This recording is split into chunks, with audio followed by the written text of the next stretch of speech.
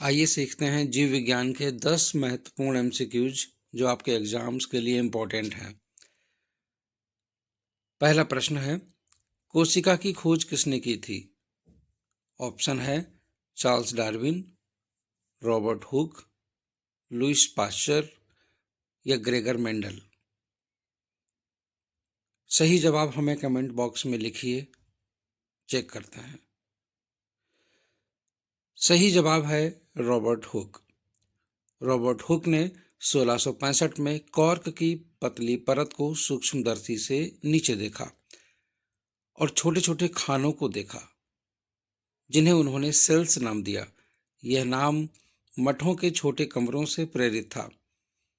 इस खोज ने कोशिका सिद्धांत की नींव रखी, जो आधुनिक जीव विज्ञान का आधार है।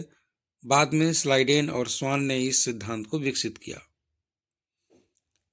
प्रश्न संख्या 2, डीएनए की संरचना कैसी होती है? एकल सर्पिल, सिंगल हेलिक्स, डबल हेलिक्स, त्रिकोणीय ट्रायंगुलर, वृत्ताकार सर्कुलर। तो सही जवाब क्या है, देखते हैं। इसका सही जवाब है डबल हेलिक्स। जेम्स वॉटसन और फ्रांसिस क्रिक ने 1953 में डीएनए की डबल हेलिक्स संरचना की खोज की। यह दो सर्पिल धागों के रूप में होती है, जो एक दूसरे के चारों ओर लिपटी रहती हैं। 4 नाइट्रोजनी बेस एडेनिन, थाइमिन, गुआनिन और साइटोसिन विशिष्ट जोड़े बनाते हैं। ए हमेशा टी के साथ और जी हमेशा सी के साथ जुड़ा रहता है। ये फोटो आप चित्र में भी देख सकते हैं। प्रश्न संख्या 3, प्रकाश संश्लेषण की प्रक्रिया कहाँ होती है?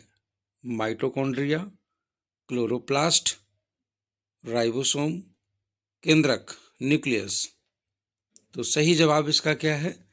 Chloroplast, option number B. Chloroplast पौधों की कोशिकाओं में पाए जाने वाले हरे रंग के अंगक हैं, जहां प्रकाश संश्लेषण होता है। इनमें क्लोरोफिल वर्णक होता है, जो सूर्य के प्रकाश को अवशोषित करता है।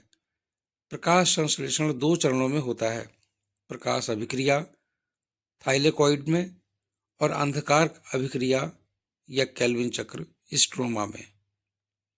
प्रश्न संख्या 4, मानव शरीर में कुल कितनी हड्डियां होती हैं? 186, 206, 226 या 246। सही जवाब है इसका 206। वयस्क मानव शरीर में 206 हड्डियां होती हैं, जबकि नवजात शिशु में लगभग 270 होती हैं। जैसे जैसे हम बड़े होते हैं, कुछ हड्डियां आपस में जुड़ जाती हैं।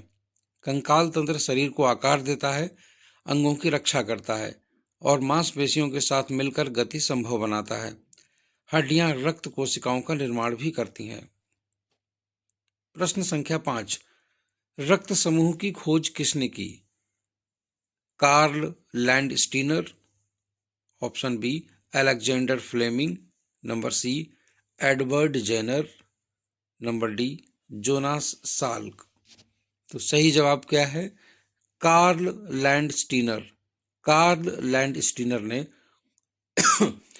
1901 में एबीओ रक्त समूह प्रणाली की खोज की, जिसके लिए उन्हें 1930 में नोबेल पुरस्कार भी मिला। इस खोज ने सुरक्षित रक्त आदान को संभव बनाया। 4 मुख्य रक्त समूह हैं, ए, बी, ए बी और ओ। प्रत्येक समूह आरएच कारक के आधार पर धनात्मक या ऋणात्मक हो सकता है, जिससे कुल 8 रक्त प्रकार बनते हैं। माइटोकॉन्ड्रिया को क्या कहा जाता है?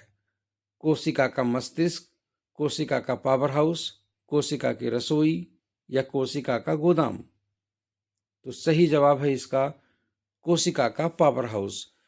माइटोकॉन्ड्रिया को कोशिका का पावर हाउस कहा जाता है, क्योंकि यह कोशिकीय श्वसन माध्यम से ऊर्जा का उत्पादन करता है। एक ग्लूकोज अणु से कुल 38 एटीपी एडिनोसिन ट्राइफॉस्फेट अणु बनते हैं।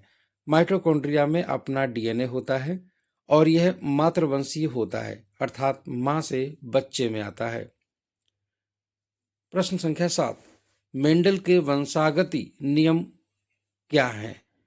नंबर 1 2 नियम है, नंबर बी 3 नियम है, नंबर 4 नियम है, 5 नियम है। सही जवाब है 3 नियम है। ग्रेगर मेंडल ने मटर के पौधों पर प्रयोग करके वंशागति के 3 नियम मूल दिए। प्रभाविता का नियम, प्रभावी गुण अप्रभावी गुण को छोड़ देता है, छिपा देता है। पृथक्करण का नियम, युग्मक बनते समय युग्म अलग हो जाते हैं। स्वतंत्र अपव्यूहन का नियम, विभिन्न गुण स्वतंत्र रूप से विरासत में मिलते हैं। इन नियमों ने आधुनिक आनुवंशिकी की नींव रखी। प्रश्न संख्या 8, मानव हृदय में कितने कक्ष होते हैं? 2 कक्ष, 3 कक्ष, 4 कक्ष, 5 कक्ष। सही जवाब है 4 कक्ष। 4 चैम्बर्स।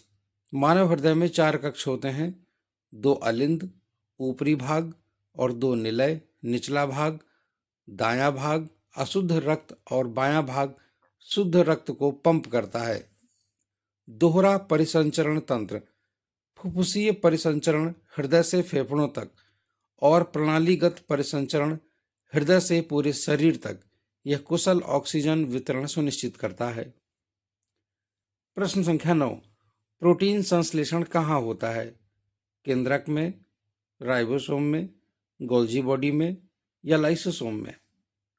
तो इसका सही जवाब है राइबोसोम में। प्रोटीन संश्लेषण राइबोसोम में होता है, जो कोशिका के कोशिका द्रव्य में स्वतंत्र रूप से या अंतर्द्रव्यी जालिका से जुड़े होते हैं।